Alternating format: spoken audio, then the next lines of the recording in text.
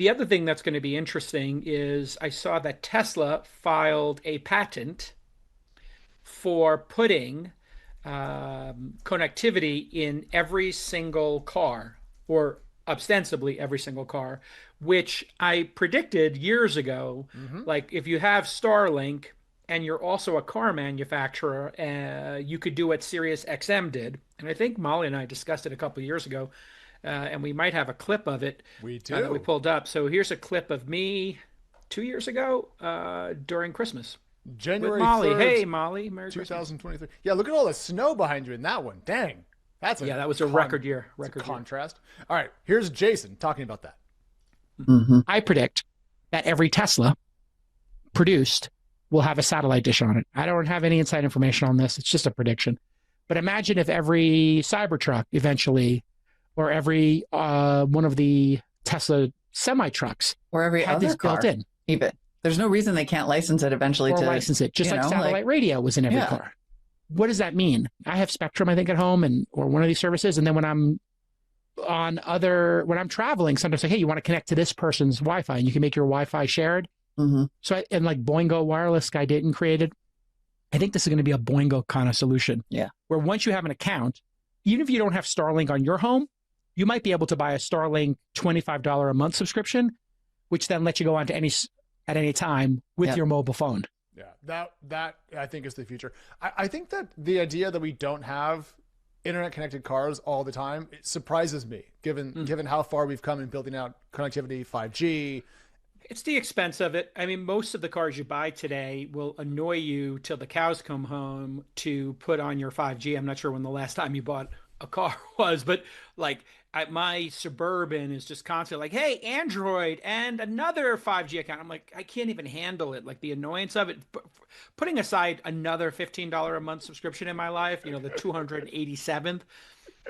What's going to be nice, I think, about the Tesla one is even if you're not part of the network, they might give it to you for free, and then you're expanding the network. And Molly made a good contribution there where she said, like, well, they could also license it to other cars. So if this patent works, what's to stop Tesla from telling Waymo, hey, yeah, you can put our stuff in your Waymos and it costs this amount, plus you have to just allow other people onto the network. And then you kind of create this mesh network.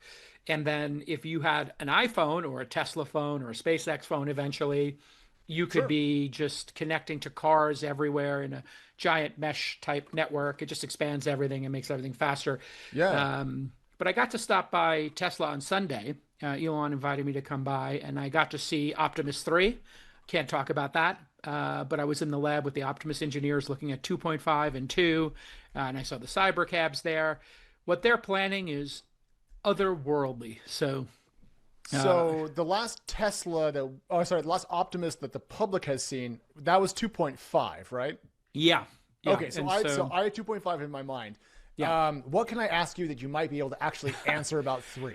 It looks better. It has higher Okay. fidelity. And the thing that Elon's talked about incessantly is the hand. And so I got to meet with the team that was meeting the hand, and they showed me the hand, and I touched the hand, and I looked at what they're doing in the lab. So imagine coming in on a Sunday and seeing essentially Westworld, like a large number of these being worked on by a large number of people on a Sunday morning at 10 a.m. It was wild.